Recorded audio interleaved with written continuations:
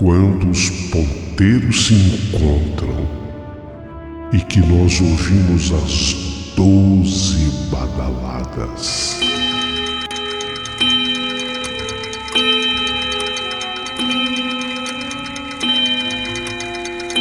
A hora que se anuncia é meia-noite.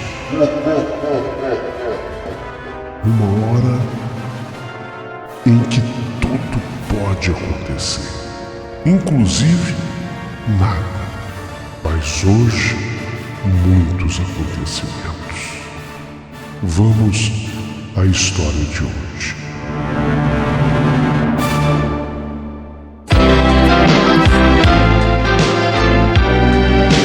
Rádio Emoção. Paulinho Boa Pessoa. A verdade de cada um.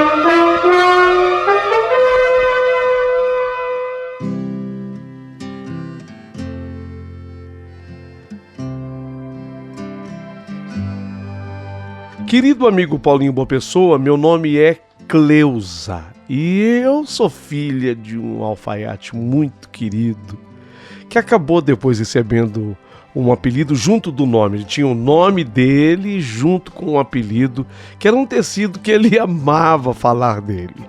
Então meu pai virou seu Alfredo Tricolini. É que papai adorava esse tecido Tricolini. E acabou virando parte do nome dele. Então todo mundo no lugar que nós morávamos conhecia seu Alfredo Tricolini, que era o meu pai. Meu pai é o contador desses causos, dessas histórias, que hoje eu quero contar para você. Se você me permite, são 2 histórias que eu quero contar sobre alfaiate, que era a profissão do meu pai. Então meu pai, como alfaiate, ele tomava conhecimento das histórias dos seus colegas de profissão. Entendeu, Paulinho? Então eu lhe peço a permissão de contar 2 histórias. A primeira começa agora.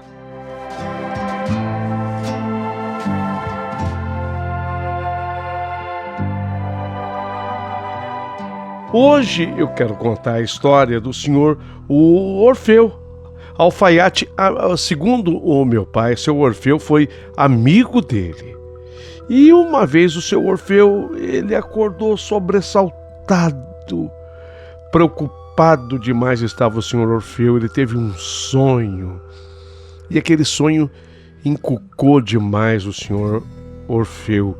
Não que tivesse sido assim um pesadelo, não chegou a ser um pesadelo, mas era um daqueles sonhos repetitivos, sabe? Sufocantes, intermináveis. Ele varou a noite inteirinha tendo o mesmo inquietante sonho.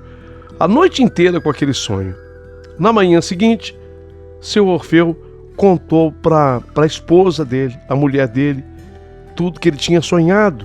Enquanto que a mulher fazia aquele cafezinho gostoso, servia aquele pãozinho fresquinho com manteiga, aquela coisa que em toda casa logo cedinho tem, ele começou a contar para a mulher, contar para a esposa o sonho que ele havia tido.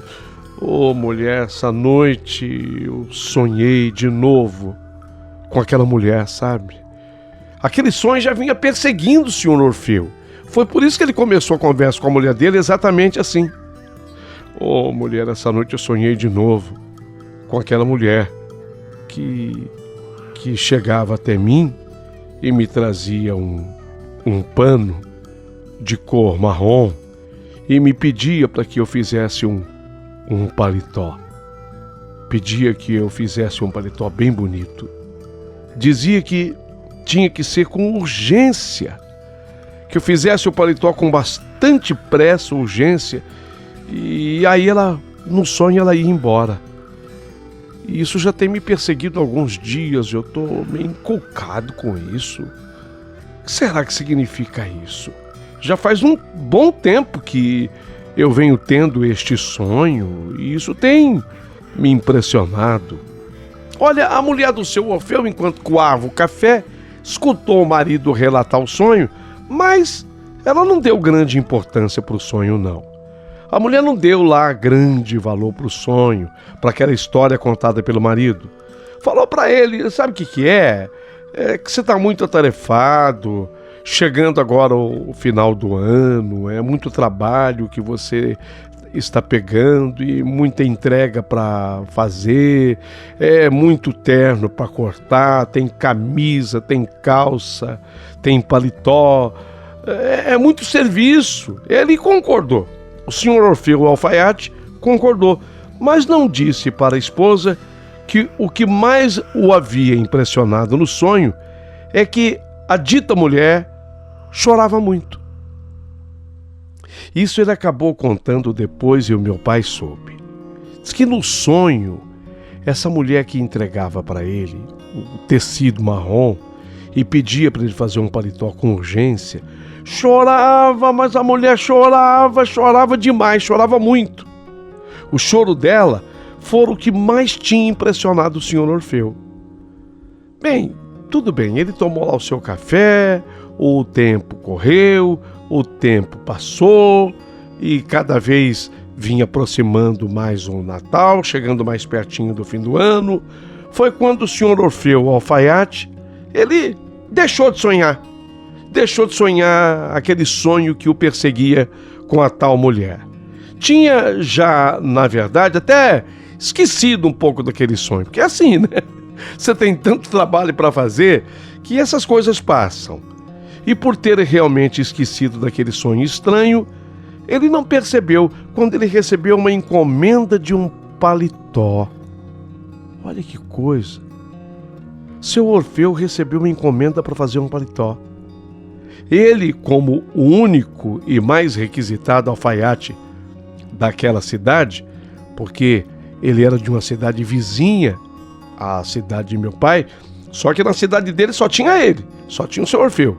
Então ele, como o único e mais requisitado alfaiate ali da cidade, era comum que ele recebesse encomendas de paletó, de becas, principalmente em final de ano, para as festas de formatura, para as festas de colação de grau, ou até uma pessoa que quisesse, de repente, usar uma roupa assim mais social numa das festas de fim de ano. Então uma mulher viera bem cedinho de manhã e deixou um pacote com um tecido para encomenda no ateliê do senhor Orfeu. Na alfaiataria dele, no ateliê dele. Deixou lá a encomenda. Seu Orfeu, o alfaiate, ele estremeceu quando ele abriu o embrulho. Porque quando ele abriu o embrulho, era um tecido marrom, acetinado. E aí ele se lembrou do sonho.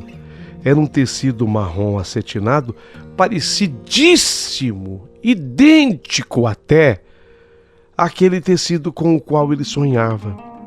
E junto com o tecido, viera também um bilhete, onde estava escrito: urgente, senhor Orfeu, urgentíssimo. Urgente, senhor Orfeu, urgentíssimo. Ele pensou consigo mesmo, falou: meu Deus, isso não pode ser coincidência, não é possível. Que coisa, o tecido é aquele do sonho. E aí o pedido de urgência, senhor Orfeu, urgentíssimo. Ele quis logo saber quem era a mulher, porque era uma mulher que havia levado a encomenda. Isso de acordo com alguém que recebera lá no ateliê a encomenda. Ele quis logo saber quem era a mulher que havia feito a solicitação, a encomenda do paletó, e que deixara junto o bilhete. Havia também, inclusive, uma quantia em dinheiro. Nossa, a pessoa que deixou a encomenda e que pedia urgência, urgentíssimo, deixou tudo pago, deixou já o dinheiro para pagamento da confecção do paletó. E deixou ainda o endereço para entrega. Ele ficou encucado, mas ninguém soube dizer quem era, e ele pôs então imediatamente mãos à obra, se dedicou a fazer com o capricho de sempre o paletó. Ele era, de acordo com meu pai, um dos alfaiates mais caprichosos daquela região. Ele era muito caprichoso. Meu pai, segundo ele, olha que meu pai era dos bons alfaiates, dos bons. Segundo meu pai, ele era melhor que ele na confecção, especialmente de paletós. Fez da melhor maneira possível, caprichou mais do que nas outras encomendas. Ele usou as melhores linhas, o mais caprichado corte e colocou os melhores botões que pôde encontrar. Detalhe, tinha todas as medidas anotadas para a confecção do paletó. Esse detalhe é importante porque um alfaiate, eu não sei se vocês já foram alfaiate, mas o alfaiate tira as medidas da pessoa. Então, um alfaiate que se preza, como meu pai, ele tem que tirar a medida do cliente ou do freguês, como gosta de falar, alfaiate da antiga, alfaiate raiz, né? Alfaiate raiz fala freguês, que é o caso do meu pai. Mas o alfaiate gosta de tirar a medida, porque é difícil para um alfaiate confiar nas medidas que o outro anotou. Só que estava tudo tão certinho, as medidas todas corretamente anotadas, e aquele pedido, e já feito o pagamento, que ele resolveu, o senhor Orfeu, seguir à risca. E ali ele confeccionou o melhor paletó que ele pudesse fazer. No final, o seu trabalho terminado resultou em excelência. Falou, puxa vida, o paletó ficou perfeito, ficou maravilhoso.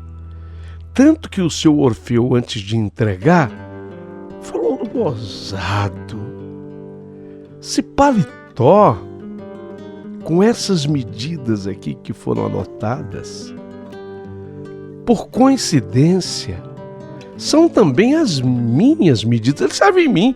O seu Orfeu vestiu o paletó para ver caimento. Ele vestiu o paletó, caiu perfeitamente no senhor Orfeu, até mesmo o comprimento das mangas. Você sabe que a coisa que mais varia de um cliente para outro, por incrível que possa parecer, é comprimento dos braços.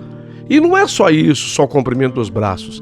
Tem aquela coisa, tem aquele cliente ou freguês que quer a manga chegando perto da mão, tem cliente que quer a manga quase que cobrindo a mão, e tem cliente que gosta da manga um pouquinho mais curta.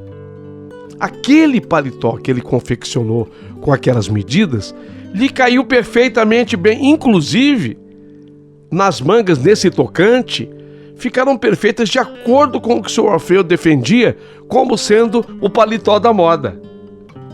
Puxa vida, ele provou o paletó, ficou perfeito, olhou no espelho de frente, perfil, de costas, pediu até a seu ajudante que apanhasse um outro espelho para que ele visse refletidas as costas. Ficou perfeito o paletó. Chegou a hora dele entregar. Ele poderia ter mandado o seu auxiliar fazer a entrega. Sim, ele poderia ter pedido para o rapaz que trabalhava lá com ele como ajudante fazer a entrega. Aliás, era assim que acontecia. Ele não deixava o ateliê dele para nada, por nada, até porque ele estava muito atarefado, ele tinha muito trabalho, ele tinha muito serviço, mas desta vez não. Ele estava curioso. Afinal de contas, será que era aquela mesma mulher do sonho? Ele começou, sabe, a pensar numa série de possibilidades. E ele falou, eu vou entregar. Ele pensou consigo próprio. Eu vou entregar. Tinha o endereço escrito para entrega e foi ele próprio entregar o paletó. Chegou no endereço que estava escrito no bilhete. Nossa! Ele não imaginava que fosse naquela casa. Um verdadeiro palacete desses antigos, numa rua pacata e deserta da cidade. O aspecto do casarão demonstrava ser de pessoas de classe abastada, classe alta, gente rica. Sim, só gente rica poderia morar num lugar como aquele. O imenso portão de ferro estava entreaberto, mas não trancado. Ele primeiro tocou a campainha, como deveria ser. Tocou a campainha do palacete. Mas ninguém atendeu. Ficou esperando a manifestação de algum cachorro, porque ele temia, ele tinha medo de cachorro, ainda mais cachorro em casa grande, em casa de gente rica, normalmente é cachorro de guarda, cachorro grande. Então ele fez algum barulho ali no portão para ver se vinha algum cachorro. Não, ninguém o atendeu e não veio nenhum cachorro.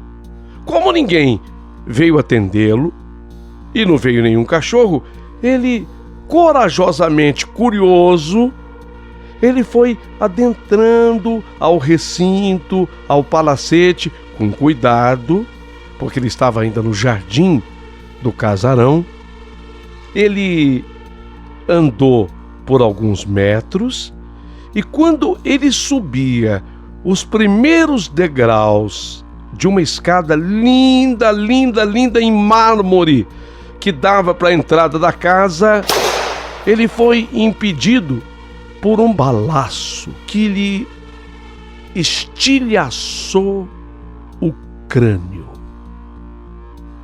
Sequer teve chance de olhar de onde vinha aquilo, quem era o seu agressor.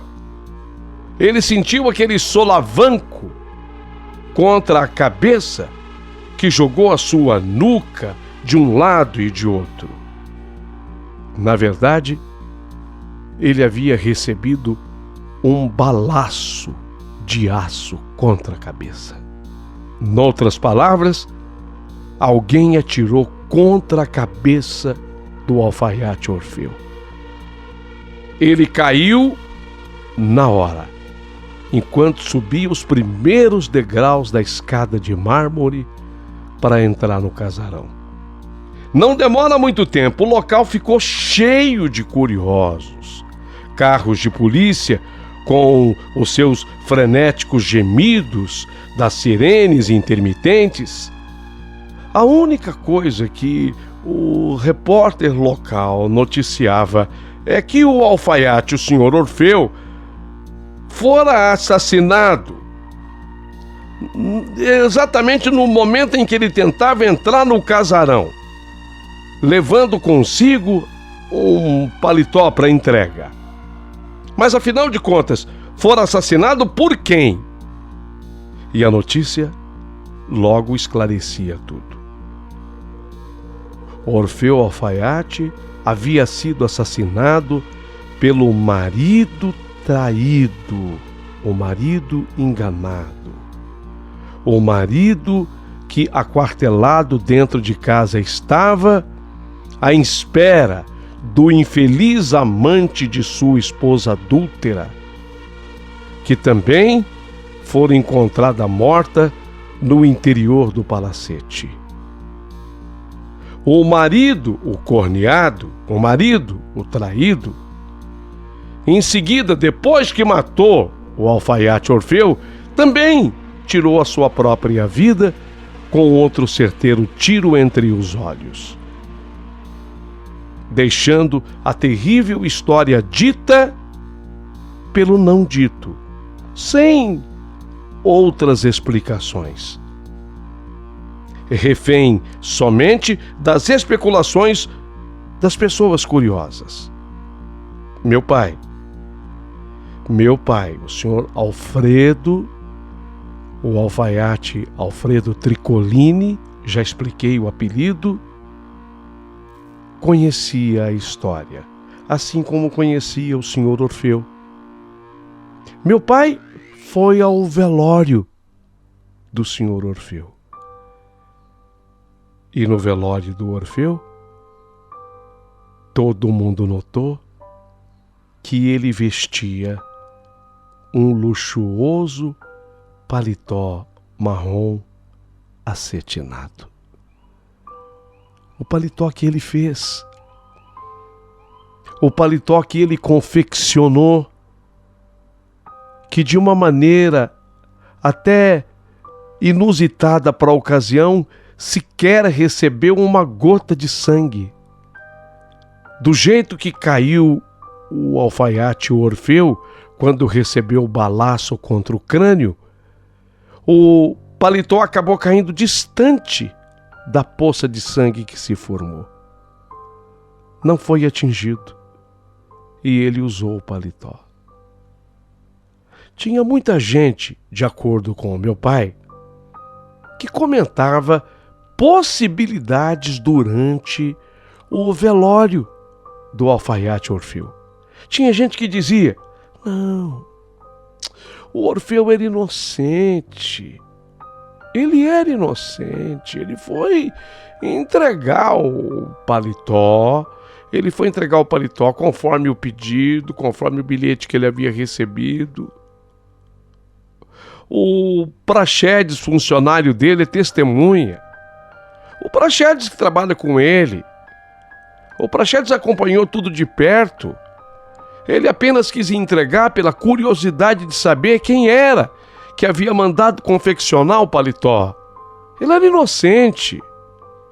Ele morreu da maneira mais inocente do mundo. Sim, essa corrente era forte. E meu pai preferia, pelo caráter do senhor Orfeu, acreditar mais nessa hipótese. Mas o meu pai também chegou a escutar lá no velório que era ele. Olha como são as pessoas. Era ele o Orfeu Alfaiate. De fato, o amante da mulher. Era ele que era o amante da mulher. E que a encomenda daquele paletó marrom, na verdade, não foi feita em nenhum momento pela mulher e sempre pelo marido. Porque era a forma encontrada do marido juntar os três: a mulher, a traidora, ele, o marido traído, e o amante, para que os três corpos ficassem praticamente juntos no mesmo momento. Foi uma encomenda que fora feita pelo marido traído. Teria esse marido rico e traído contratado, inclusive, uma outra mulher que foi lá fazer a entrega do tecido conforme ele queria o paletó. Mas havia muita pergunta para ser respondida. Muita pergunta para ser respondida. Por exemplo, por que o paletó tinha exatamente as medidas do alfaiate Orfeu? Teve gente que defendia a tese de que aquelas medidas foram passadas para a mulher que foi levar encomenda por um outro funcionário do alfaiate Orfeu. Será? Tinha gente que defendia a tese de que as medidas eram coincidentes com a medida ou com as medidas do marido enganado, do marido traído. Será? Ninguém sabe. Ninguém sabe. O meu pai, ele conta essa história abismado, assustado. Até hoje, quando ele conta, ele ainda fica assustado e pensando nas possibilidades. Ele diz assim: minha filha, já faz tanto tempo, minha filha. Já faz tantos anos que isso aconteceu. Eu era um moço à época em que isso tudo aconteceu. Foi em 1975. Eu estava praticamente começando a minha carreira. Eu era um jovem. E até hoje, essa história me marca de maneira tão profunda. Porque é uma história inacabada que só poderá ser compreendida um dia se houver de fato do outro lado do mistério explicações. Afinal de contas, por que o alfaiate Orfeu acabou envolvido nessa história? De certa forma, você que está acompanhando essa primeira história contada pelo meu pai, tem alguma explicação? Você teria alguma tese? Gostaria muito de que você se manifestasse. Queria que você falasse comigo. Você acha que o Sr. Orfeu tinha culpa nesse cartório? Morreu de maneira inocente? E se morreu de maneira inocente, por que ele teve que ser envolvido? Desde os sonhos com a mulher, a confecção do paletó. O paletó foi confeccionado para ele próprio? Para que ele fosse sepultado usando o paletó marrom acetinado? Qual é a tua opinião? Vou ficar aguardando a sua manifestação.